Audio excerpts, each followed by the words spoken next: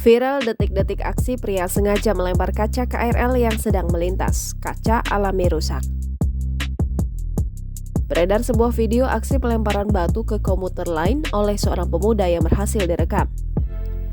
Hal itu diketahui pada unggahan Instagram @infojkt24 pada Minggu 11 Juni 2022. Dalam keterangan, unggahan menyebutkan kalau aksi itu dilakukan di dekat SD Negeri Manggarai, Bukit Duri, Jakarta Selatan.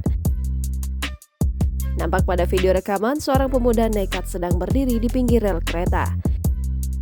Saat KRL tujuan Bogor melewatinya, ia langsung mendekati kereta dan melempar batu yang sudah disiapkannya.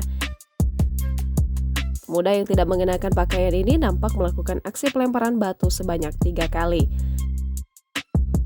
Diketahui, peristiwa itu terjadi pada hari Sabtu 9 Juli 2022 dilansir dari tribunnews.com. Akibat dari pelemparan batu itu, nampak dalam video terjadi kerusakan kaca pecah pada KRL dan hingga kini sudah ada 3 KRL yang mengalami kejadian serupa.